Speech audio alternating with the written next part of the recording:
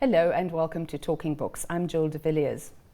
During the apartheid years, Afrikaans women were in the unenviable position of being both oppressor and oppressed. In the more than 20 years since democracy in 1994, how have Afrikaans-speaking women responded to the liberating possibilities of constitutional democracy? With Afrikaner nationalism in disrepair and official apartheid in demise, have they reimagined themselves in opposition to colonial ideas of race, gender, sexuality and class? Those are questions addressed by Christi van Westhuizen, Associate Professor of Sociology, in her book Sitting Pretty, White Afrikaans Women in Post-Apartheid South Africa. Thanks for coming in and talking to us about your book, Christi. It's wonderful to be with you, Jill. Thank you. But first of all, I want us to look at another book that you've been involved with. And the book is called Whiteness, Afrikaans and Afrikaners, Addressing Post-Apartheid Legacies, Privileges and Burdens. And it was the outcome of a seminar hosted by Mistra. What was the general attitude towards white people and Afrikaners at this seminar?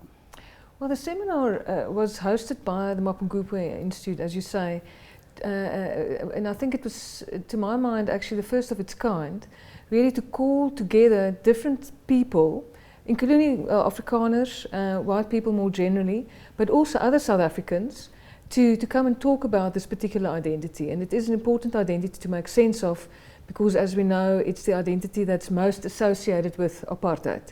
So if we, and you know, frequently one hears in the media, social media and so forth, people just saying, can't we move on, can't we just forget about the past?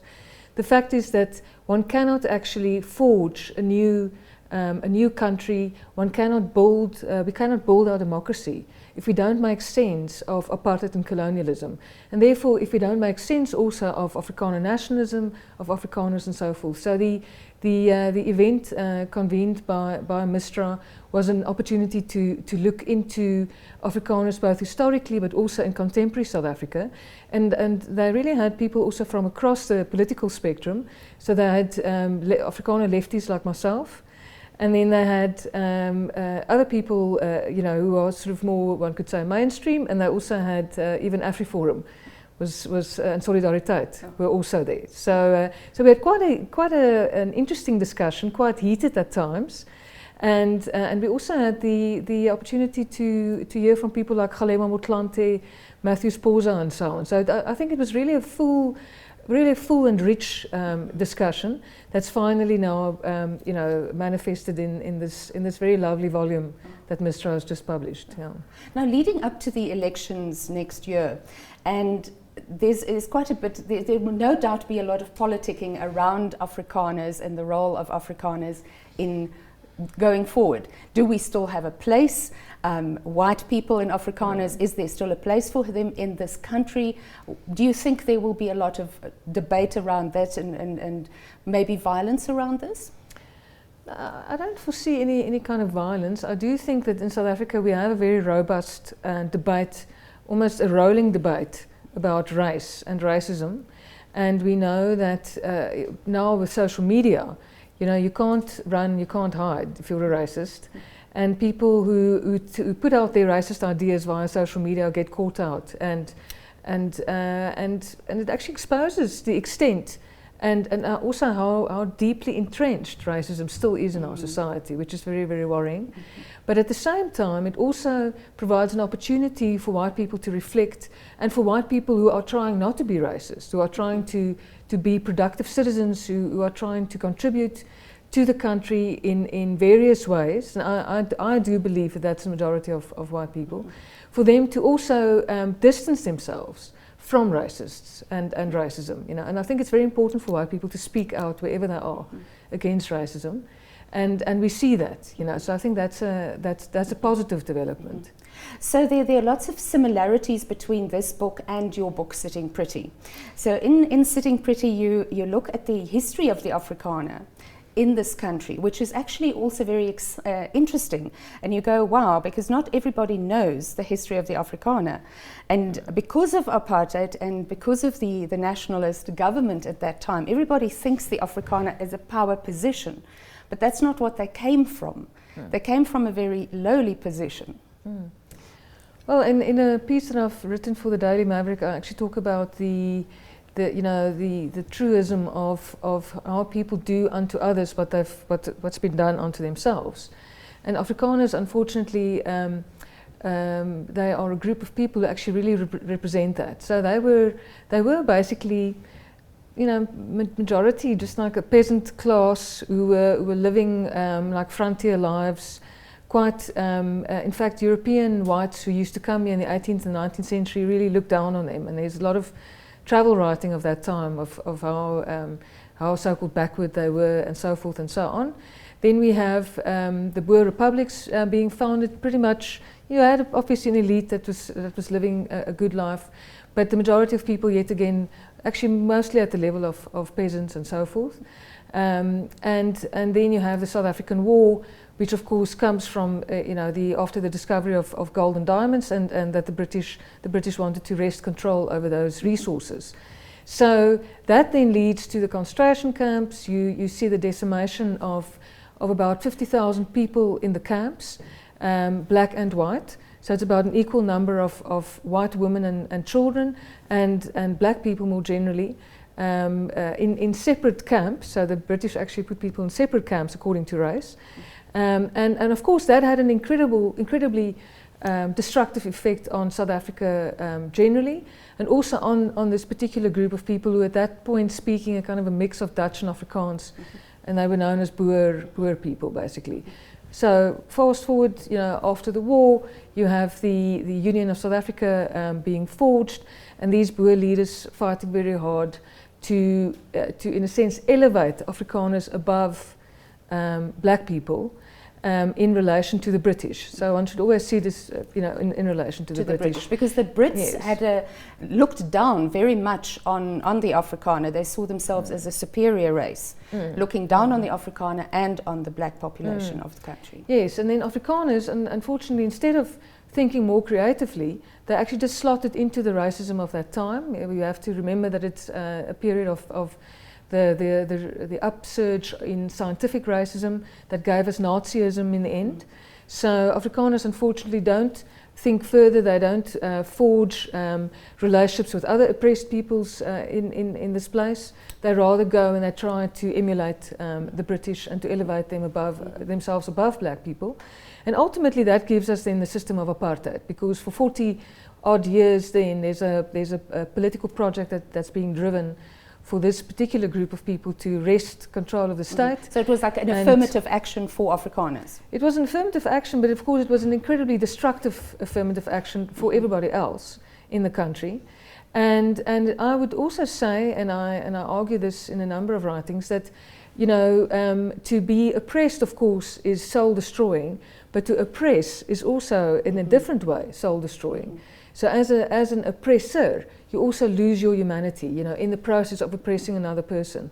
So internally, if you look at Afrikaners as a group, high levels of violence, high levels of intolerance, exclusion, marginalization, and so forth, sexist, homophobic, and so forth. Because if you're trying to keep this racist system intact on the outside, called apartheid, you also have to keep something intact inside. So you have to keep those hierarchies intact inside, which means, women are nothing, children are nothing, lesbians and gays, are beyond the pale, So it's an identity then. So shut up and know your place. Basically. Yeah. And of course that's what also made apartheid continue for such a long time, because you have this incredible conformism that's enforced within the ranks of Afrikaners. And that's what my work is also trying to get at.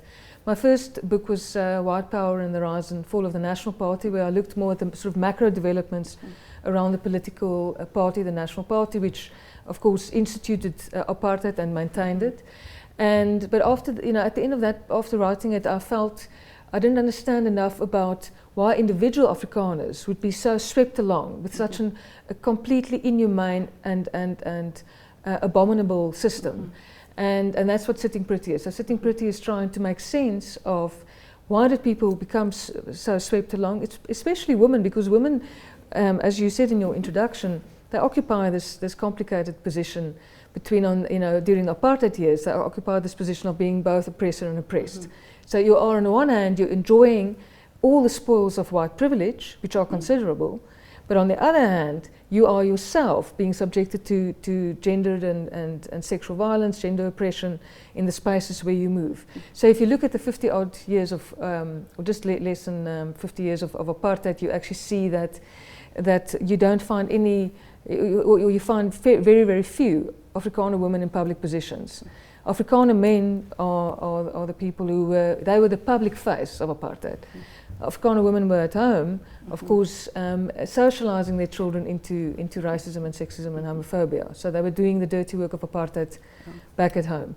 So I'm trying to make sense of that, and now seeing in the constitutional democracy, what are the possibilities for actually liberating ourselves and living more humane lives, also in relation to ourselves, but also in relation to black people and to other people who are not like ourselves. Okay. So there's so much to talk about here, but I just want to also look at the Afrikaner, the position that the Afrikaner is in at the moment, who is seen as a group as the architect of apartheid, now having to deal with the fallout of that and having to come to terms with what that meant in the association of apartheid to the white people as a whole. And you talk in your book about the need to cleanse yourself of the pollution or the stain of apartheid. Can you explain that a little bit? Yeah, so basically I work with this concept ordentlikheid, which is an Afrikaans word that basically is quite a all-encompassing kind of phrase, because it refers to decency, to politeness, to having good manners, but also to a certain kind of comportment, actually how you carry yourself, And this is something that Afrikaners have, it's always been, I argue, an integral sort of part of Afrikaner identity. The downside of it, of course, is that kind of docility that gave us the acceptance of apartheid for such a long period.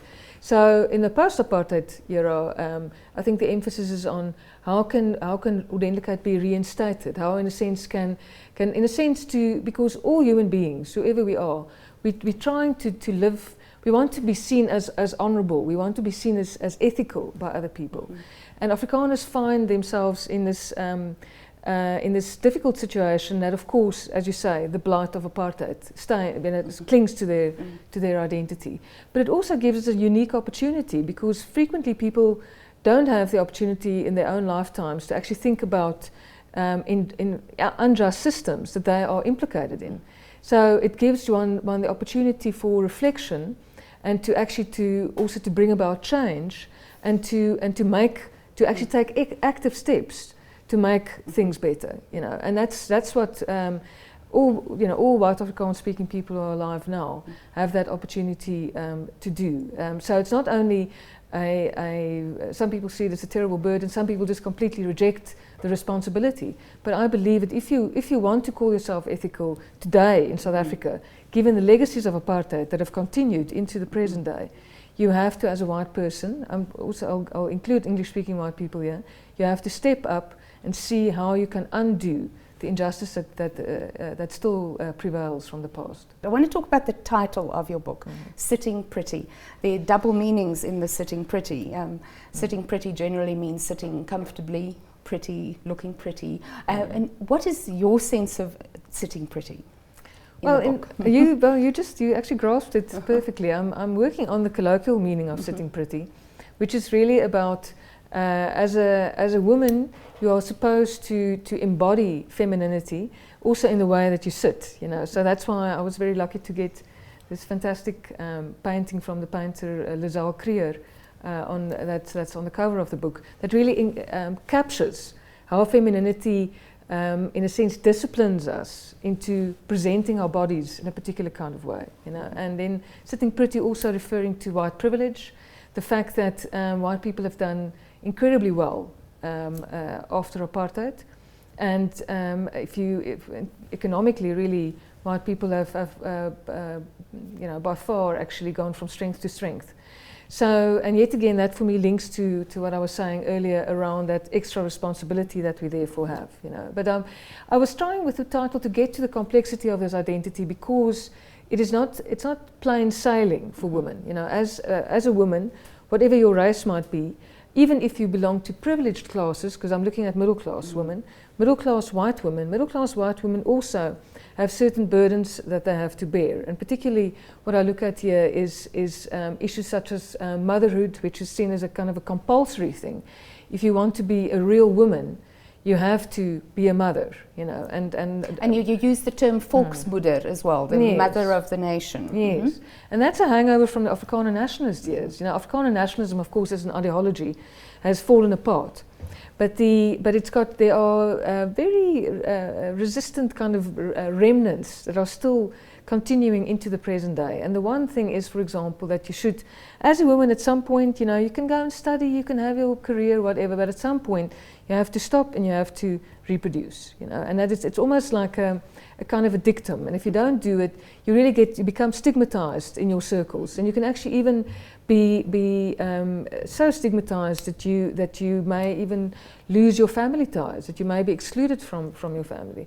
Then the other thing that is still, that I was surprised to see how strongly it still runs, is of course the apartheid idea and the colonial idea that white women should only have white children. You know, so that actually it still runs, not with everybody, but it's still a discourse that one can pick up.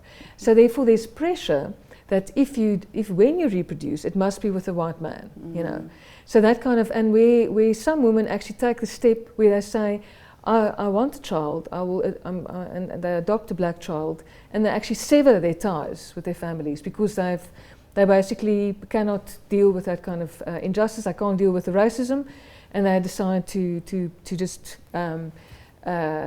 take quite a courageous step, but frequently, you know, with the loss of their families. You know, so it's you know, I'm trying to get to all of those kinds of complexities in the book, particularly around what it means to be a woman, a white woman in the post-apartheid era. Now, with your methodology, you interviewed white, middle-class, Afrikaans speaking women, heterosexual women, and you also looked at Sari magazine, and you analyzed that from a post-structuralist discourse analysis. Can you explain me a little bit about that, how Sari fits into this, and how your methodology worked? Yeah. So for me, it's what I was trying to do is I was trying to find what are what we could call the officially sanctioned discourses around how you can be as a woman. All that basically means is like what is the media saying about what does it mean to be a white Afrikaans speaking woman? You know, what is the, if you open a women's magazine like Sari, what are the images telling you? Because I mean, those images are telling you there's a certain way that you should be, that you should present yourself, that you should speak, the kinds of things that you should be interested in, and so on. So it's all about identity, really. So I wanted to get at that, and then I also had focus groups because I wanted to see how women's real life experiences actually compare to what you find in Sari. So what Sari is telling you something in terms of how you should be, and then what are women themselves actually doing in their own lives. So it was interesting to see, for example, for the year the editions that are analysed, you actually see that when you read Sari magazine, you actually enter into a white world. You can, in those pages, you will find very, very few black people. I was actually shocked to see the extent to which black people are actually excluded from the Sari experience, you know. And then also, if you won't find a person with a non-conforming gender identity or a non-conforming sexual identity. So no, you won't find a lesbian. You know what? You can search. They are completely. The term is abjected, which means they're completely excluded. You know, to the furthest, I don't know where. But you won't find them there. So gay men, interestingly, feature, but they only feature if they are, you know, in that kind of stereotypical, fashion, the best friend, the guy, you know, on whose shoulder you can cry, and so on. But as completely desexualized beings, so they can't bring their sexuality into those pages either. They can't be sexual beings, you know. So. So I was surprised to see the extent of these kinds of, because from my analytical point of view, it's like it's a disciplining that happens. It's a kind of because it tells you These messages tell you what's the most appropriate way to be. If you want to be accepted where you find yourself, how should you present yourself? How should you speak? What are the kinds of people that you should be linking with, and so forth? And what strikes me is the magazine is read by quite a lot of Afrikaans women, almost 1 million. 900,000 or something, Afrikaans women. Well, so what is the effect that has on the Afrikaans society? To what extent does it actually pull through in your study? That do people take it seriously? Do they live their lives differently? Well, what was interesting is I think that people are quite critical because I do believe that we have the ability to take a critical distance from things, you know, and frequently when we decide to support something that's oppressive or discriminatory, it is actually a decision. You know, afterwards we may say, oh, I didn't know, or I didn't realize, or so on. We always make up a little story, but ultimately there's a decision that comes with discriminating against somebody, or being part of some kind of system of oppression, and so forth. You know, so what I found with my focus groups is that I found more, you know, women who more conform to this dominant idea of how you should be an Afrikaner woman, which is white and very heteronormative and so forth and so on. And then you find your dissident women who are feminists, they are anti-racist, that they try their best to combat racism in the circles where they move, you know. So they question also racism, sexism, and so forth where they move, and so in that sense, the good news is that there's quite a variety in terms of people who are white and Afrikaans speaking, or particularly women who are white and Afrikaans speaking, in terms of how they position themselves in relation to racism, sexism, homophobia, and so on. And many of them are you know, they're extremely courageous because, you know, ultimately, when it comes to belonging, the first place where you have a sense of belonging is in your family. So to take on oppressive practices in your family, discriminatory practices in your family, exclusionary practices, it's very hard. And I actually found women who are exactly where they find themselves. They are actually confronting those kinds of practices around them. Sometimes very much to the irritation of their family members, and then in extreme cases where you actually exit the family, you actually leave the family. Well, behind. you know, that has never happened to me in my family, but I have actually chased a friend out of my house for being a racist and said, I do not accept this in my house. So it broke a friendship because suddenly I found out this person was a racist, and I couldn't allow that. So, yeah, because it speaks to that thing of people always saying, "Oh, around the braai, things are being said," and what can we? It actually comes out specifically in my book. What can one do? And the dis-ease, and some people actually go and they speak out and they're saying, "Yes, well, we're standing around the braai, and it's very nice here and everything, but I don't accept what you just said, and I won't have it in my space." You know, so if you want to say that, remove yourself from me. And I think that frequently when I do public speaking or so, you know, white people come to me, especially afterwards, and they're like, but what can we do, and how can we, and they always think in terms of grand schemas and so forth. But actually it doesn't start with a grand schema. It starts within your immediate circles where you find yourself. What are you doing when somebody's being racist, when somebody's being sexist, when somebody's being homophobic? What are you doing in those spaces? And I think that can have an incredible impact if you actually draw a line and you say, I won't have that kind of language around me. I won't have these kinds of discriminatory remarks around me. You know. Okay, so how do you see the future now with all of your research, the future of the Afrikaner, which is not actually a homogeneous group of people, very, very different. Sorry, I'm interrupting myself, but the Vrye Weekblad wrote in the 1990s that the Afrikaner cannot be lumped together in one. There are so many different types of Afrikaners that you can't put it into one group. I also did a documentary in that same time period in the 90s about Afrikaner women and the role of religion in forming the Afrikaner woman's psyche, which was quite a controversial documentary at the time because there were such a wide variety of views.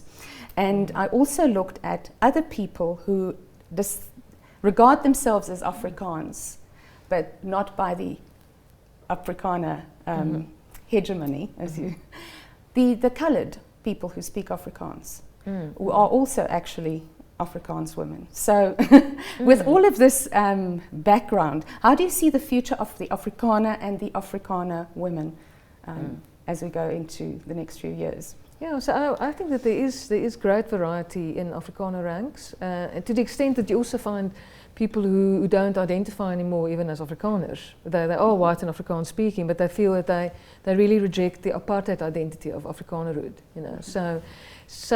And that variety for me is a very good thing, because the conformism is what gave us apartheid for such a long period. So now we have people who are embracing the possibilities that democracy brings, because democracy basically opens up new possibilities in terms of how you can express yourself.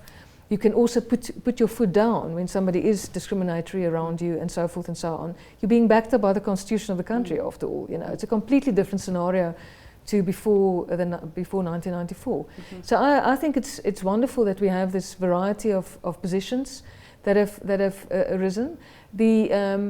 Or that has arisen. I am concerned by that there are certain voices that are coming across very loudly, that like AfriForum and so forth, where people might think, oh, this is representative of Afrikaans-speaking white people. And I've actually written about it. It's I think it's important to know that there's a much larger group of people who are not jumping onto with the loud hailers all the time on social media and other kinds of media and so forth, but who are, where they are, really trying to advance democracy, to try and advance justice wherever they are. I mean, I know of so many Afrikaans-speaking white people working, for example, in the NGO sector, doing incredible work. You know, in the corporate sector, doing incredible work, in media, you know, and so forth. So I think that that for me is very heartening. I believe that the democracy that we're trying to create is one that must be non-racial, even though non-racialism as a term has fallen out of disfavor with some people. But I think we need to recapture that idea, because the idea was, after all, to create a fully inclusive democracy that we don't see difference as a problem. We actually see it really as a strength, something that we can all draw on.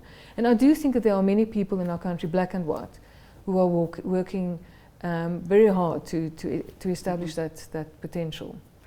Christi van der Westhuizen, thank you so much for coming in and chatting to us about this topic. Really good to be with you. Just as a reminder, my guest is Associate Professor of Sociology, Christi van der Westhuizen. Her book is Sitting Pretty: White Afrikaans Women in Post-Apartheid South Africa. The other book is Whiteness, Afrikaans and Afrikaners, Addressing Post-Apartheid Legacies, Privileges and Burdens. And that brings us to the end of today's show. And thanks so much for watching. I'll see you again soon.